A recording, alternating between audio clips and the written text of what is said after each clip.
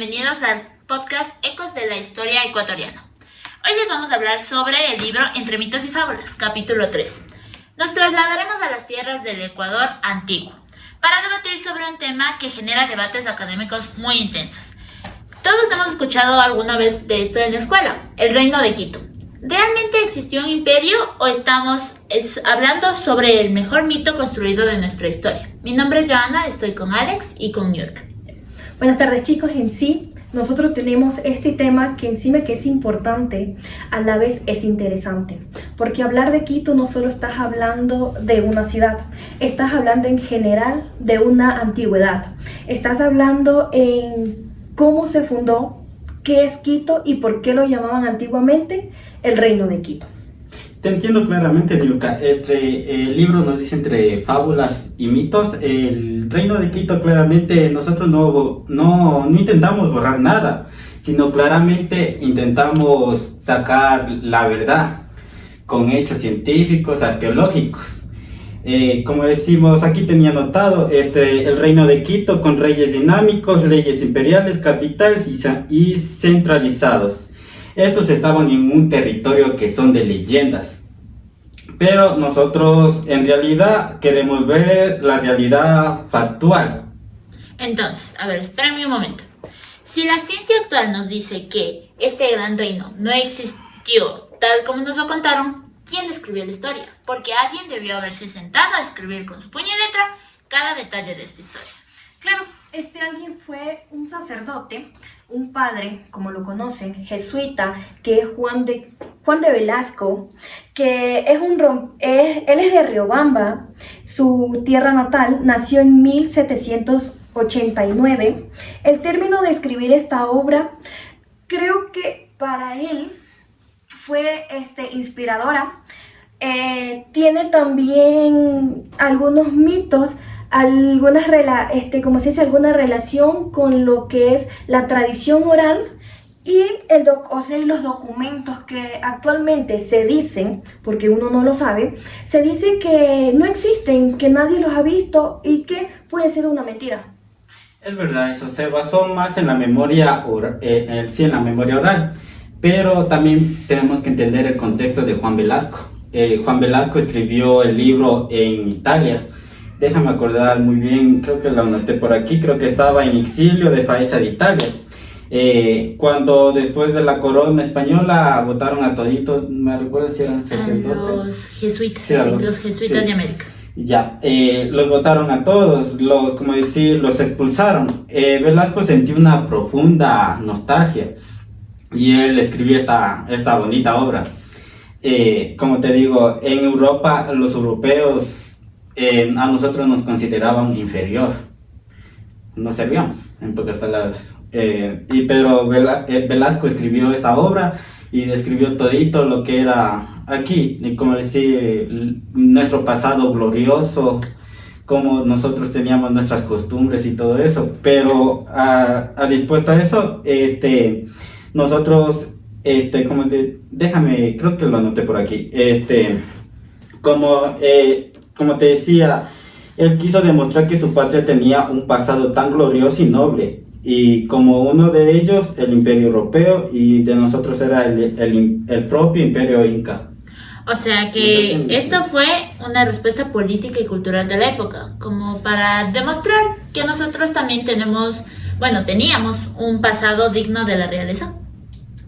Sí, exactamente. El problema era cuando los arqueólogos en el siglo XX, como Jacinto Gijón, a la cabeza estaba Camaño, ellos comenzaron a excavar, como decir, en Pichincha, en Tungurahua y creo que estaba en Imbabura.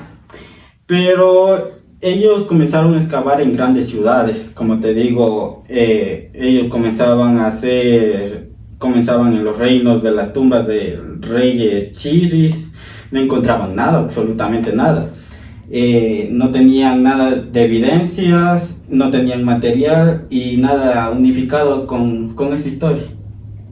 Claro, de acuerdo, exactamente como ustedes dicen. O sea, también tiene una lógica muy grande, que es los detalles de la dinastía de los chiris. Pueden tener una literatura exagerada o también creo que de ser por su época, como era antes, obviamente nosotros no la vamos a saber, solo son el cuento o una leyenda que nos favorece a nosotros al saber informarnos o al expresar de cómo eran ellos o cómo nuestros padres o en las escuelas mismos nos relatan el tema o a la final es informarnos más de esto, ¿no? Encima hay algo muy importante que veo que leí y que está en el libro, es de que ¿será que en Quito solo era un caos o en Quito había alguien más antes de la llegada de los incas? Y la pregunta es, ¿qué había en ese entonces en esta tierra? Ahí estaban los que se llamaban los señoríos étnicos. Yeah.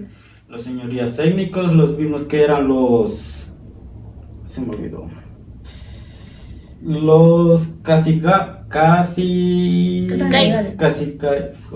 Sí, ellos eran los mismísimos cañaris. Como cada uno de estos grupos tenía su propio territorio y costumbres. No sé si me entienden. Sí, o sea, a ver si te entiendo. Eran algo así como comunidades autónomas y, ¿cómo decirse?, independientes, pero que compartían sus regiones. Sí. Así es, pero necesitaban un poder centralizado de ningún rey. Ellos trabajaban por su propia cuenta. Como decir, en pocas palabras, ellos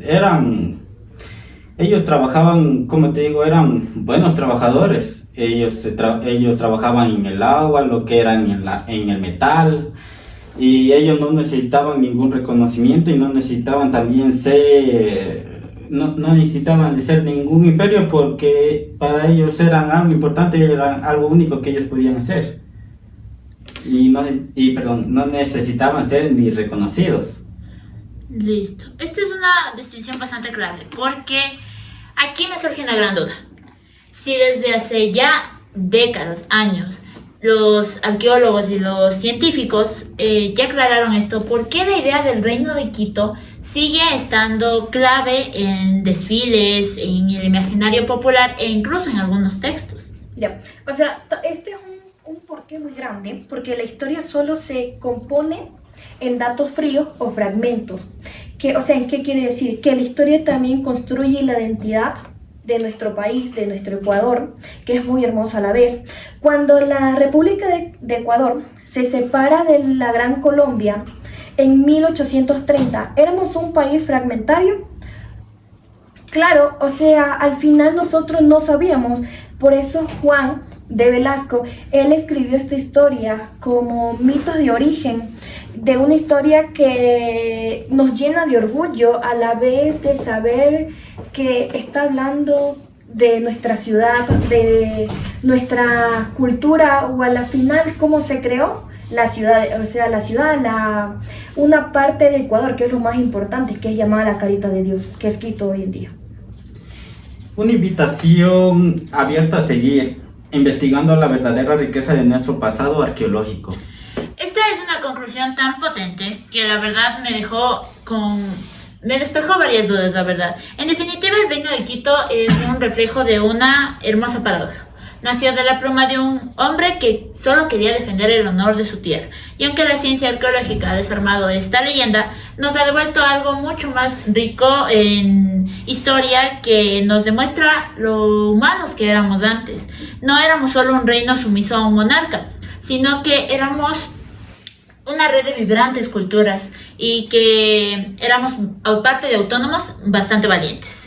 Ok, como ustedes dicen, o sea, esta leyenda en sí de enseñarnos, los estamos haciendo para que ustedes entiendan o comprendan un poquito más sobre Quito, cómo era el reino de él. Espero que les haya quedado claro. Entonces, amigos, se nos acaba el tiempo. Muchas gracias por esta conversación tan enriquecedora, y a ustedes que nos ven y nos escuchan, recuerden que esta historia no es estática, cambia a medida que descubrimos la verdad. Nos vemos en el siguiente episodio. Muchas gracias.